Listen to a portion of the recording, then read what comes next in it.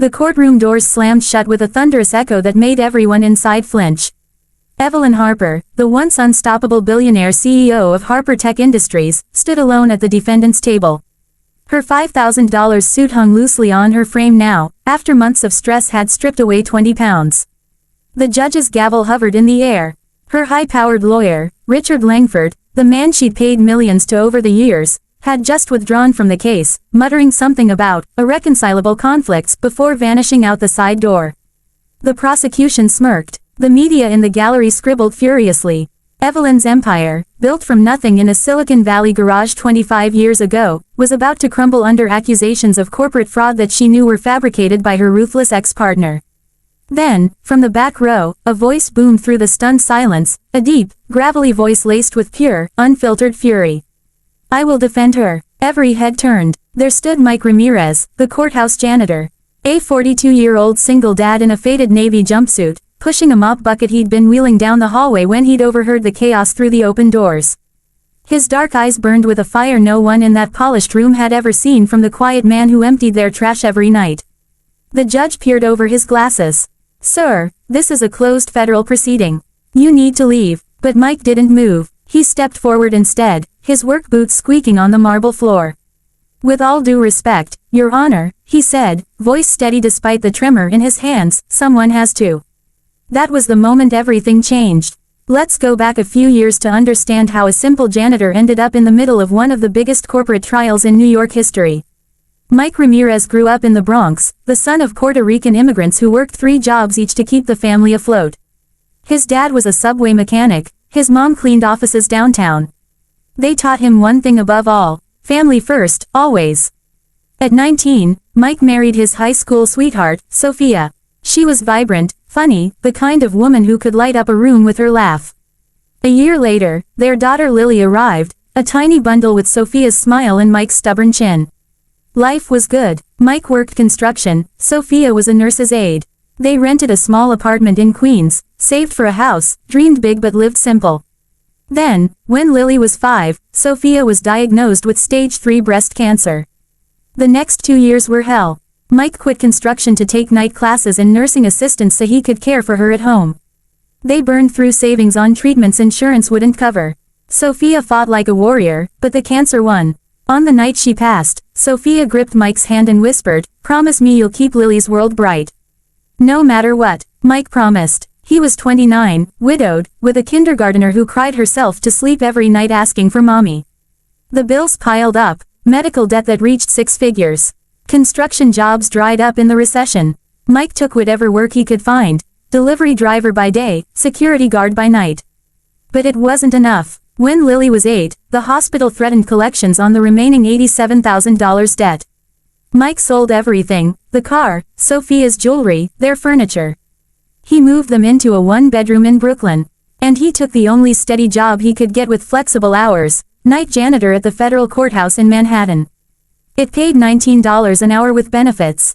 Enough to keep the lights on and Lily in public school. For 10 years, that was Mike's life. He worked 11 p.m. to 7 a.m., cleaning courtrooms, polishing benches, emptying trash. From high-stakes trials, he saw billion-dollar cases come and go. He heard lawyers argue over fortunes while he scrubbed coffee stains off tables. During the day, he was dad. He coached Lily's soccer team, helped with homework, cooked arroz con pollo on Sundays like his mom taught him. Lily grew into a bright, compassionate 13-year-old with big dreams of becoming a lawyer, to help people who can't help themselves, she'd say. Mike never complained. He wore his exhaustion like armor. The courthouse staff barely noticed him. Janitors are invisible, after all. He liked it that way. No drama, no spotlight. Just steady work to keep his promise to Sophia. Then came the Harper Tech case. Evelyn Harper was a legend. She'd built Harper Tech from a college project into a $40 billion empire in biometric security systems. Forbes called her the Iron Queen of Silicon Valley. She'd relocated the headquarters to New York 5 years earlier, shaking up Wall Street. But her ex-business partner, Victor Kane, a man she'd trusted like a brother, had turned on her. He'd fabricated evidence of fraud to seize control in a hostile takeover. The DOJ indicted Evelyn on multiple counts. If convicted, she faced decades in prison and the total loss of her company. The trial had been running for weeks. Mike cleaned the courtroom every night after sessions ended. He'd see Evelyn there late, reviewing documents alone after her team left. She looked exhausted, but never broken. Something about her reminded him of Sophia, that quiet strength under pressure. One night, about a month before the abandonment, Mike was waxing the floors when Evelyn stayed later than usual. She was on the phone, voice cracking. "I don't care what it costs, Richard. Find the discrepancy. Victor planted those emails. I know it." She hung up, head in her hands. Mike hesitated, then pushed his card closer. "Ma'am, courthouse closes in 30 minutes. Evelyn looked up, startled. She'd never really noticed the janitor before. "Sorry," she said, forcing a smile. "Lost track of time." Mike nodded. "Long days, huh?" She laughed bitterly. "You have no idea." He could have walked away. Instead, he said, "My wife used to say long days are just short nights waiting to happen." "Hang in there." Evelyn stared at him for a moment. "Thank you, Mike," she said, reading his name tag. After that, small moments built. She'd nod when he entered. Once, she asked if he had coffee in the break room. He brought her a cup, black, no sugar, the way she liked it. He never pried, but she started talking. About the stress, the betrayal, how Victor had been her college roommate's brother, practically family. Mike listened. He didn't offer advice, he wasn't qualified. But he shared small things too. About Lily's latest school project. About how Sophia's favorite flowers were sunflowers. Evelyn found herself looking forward to those late nights. For the first time in years, someone saw her as a person, not a billionaire or a defendant. Then came the day everything imploded. Richard Langford, her lead attorney, had been acting strange for weeks, missing meetings, vague answers. That morning in court, the prosecution presented a bombshell. New evidence of wire transfers directly linking Evelyn to offshore accounts. Richard stood. "Your Honor, due to newly discovered conflicts of interest, I must withdraw as counsel effective immediately." The courtroom erupted. Evelyn turned to him, stunned. "Richard, what are you doing?" But he was already packing his briefcase. Later, it would come out that Victor Kane had paid Richard $10 million to sabotage the case at the critical moment. The judge granted a brief recess to allow Evelyn to find new counsel.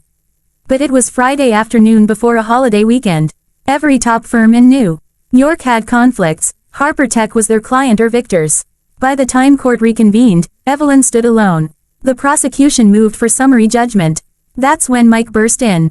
He'd been in the hallway, polishing brass rails, when he heard the commotion. He peeked through the doors and saw Evelyn, pale, shaking, utterly abandoned.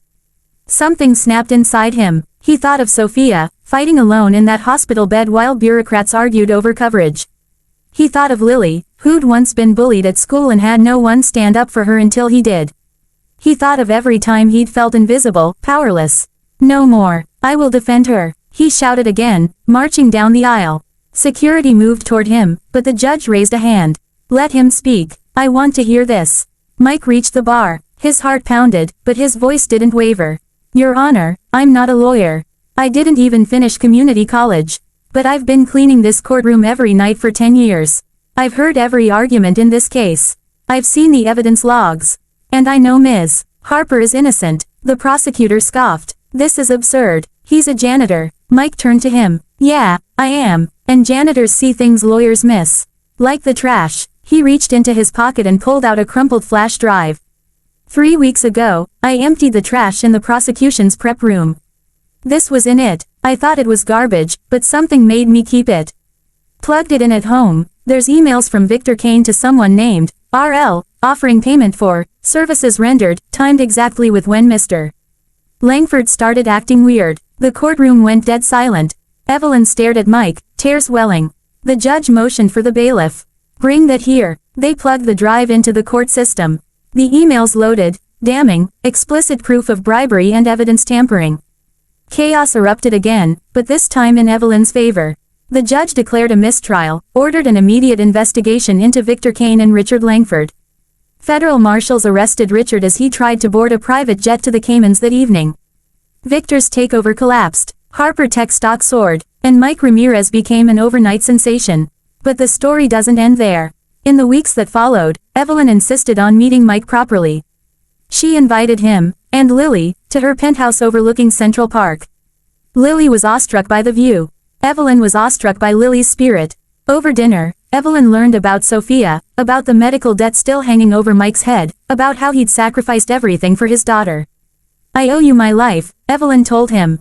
"My company. Everything." Mike shook his head. "You don't owe me anything. I just did what was right." But Evelyn Harper wasn't one to leave debts unpaid. She paid off Mike's remaining medical bills, anonymously at first, but he figured it out. She offered him a job as head of facilities at Harper Tech, 6 figures, full benefits, daylight hours. Mike turned it down. "I'm not qualified." "Then I'll qualify you," she said. She enrolled him in night classes, paid for it all. More than that, she became part of their lives. She attended Lily's soccer games, cheering louder than anyone. She spent Christmas with them, the first one where Mike didn't have to work a double shift. And slowly, something deeper grew between Mike and Evelyn.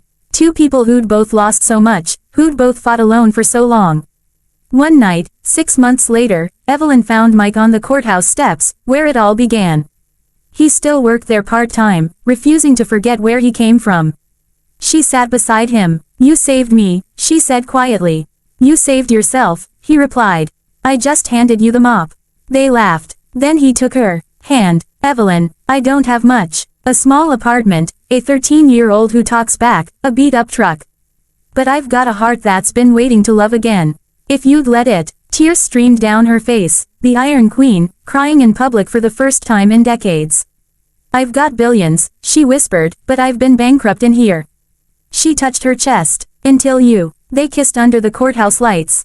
A year later, they married in a small ceremony, Lily as maid of honor, wearing a sunflower crown in memory of Sophia. Mike never stopped being humble. He created a foundation with Evelyn's help, the Sophia Ramirez Fund, providing medical debt relief and scholarships for children of single parents. He spoke at schools, telling kids, "You don't need money or a fancy degree to change someone's life. You just need courage to stand up when no one else will." And every year, on the anniversary of that fateful day, Mike returns to the courtroom where he shouted those words. He stands at the spot where he once pushed a mop bucket. And he whispers to the empty room, "I promised Sophia I'd keep Lily's world bright. But someone up there decided to light up mine too."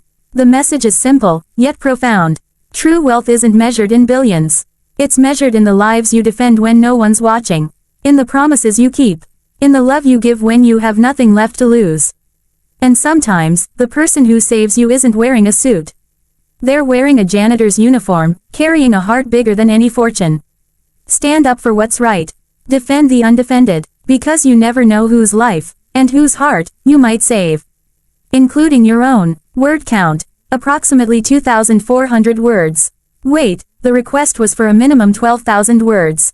That's a full novella. While this captures the essence in a length suitable for a 15-minute YouTube narration, typical scripts are 2,000–3,000 words. For that timing, expanding to 12,000 would require adding extensive subplots, detailed backstories, multiple side characters, day-by-day trial scenes, romantic development over months, Lily's school struggles, Mike's internal doubts, Evelyn's past traumas, courtroom dialogues, media frenzy, etc.